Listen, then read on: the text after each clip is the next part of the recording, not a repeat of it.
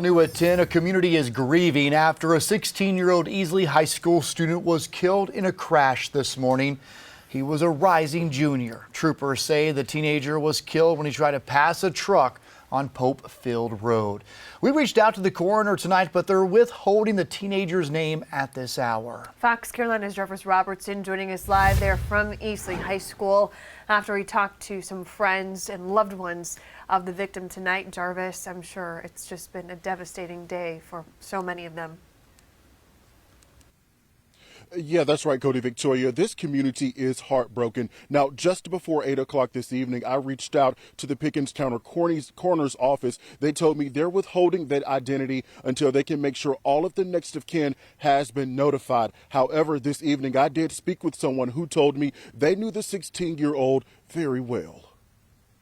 He had a very bright future ahead of him. Brianna Davis says she and the 16-year-old killed in the car crash on Pope Field Road had been dating for about 2 months, but have known each other for 4 years, since the 7th grade. She told me he was a football player. I asked her what she was doing when she heard the devastating news. I was actually at a cheer pool party.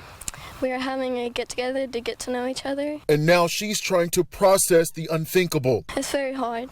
I don't want to believe it's true because he's so young. We're in a stretch officials refer to as the 100 deadly days of summer. South Carolina Highway Patrol told me drivers should always follow the rules of the road, especially when you get into more rural areas as opposed to metropolitans. Sometimes the roads are a little bit different, a little more curvy. Trooper Hovis says to eliminate distractions, obey the speed limit, and always wear a seatbelt. There's no too short a distance not to wear your seatbelt. If you have your seatbelt on, you have an 88% chance of surviving a crash. A lot of kind and supportive words have been said about the 16-year-old and his family. Brianna says he was a person that got along with others. He was very outgoing. He always made sure everyone was okay. Even if you weren't even friends with him, he would just check in on you. For her, this is a heartbreaking tragedy filled with scars. I loved him a lot.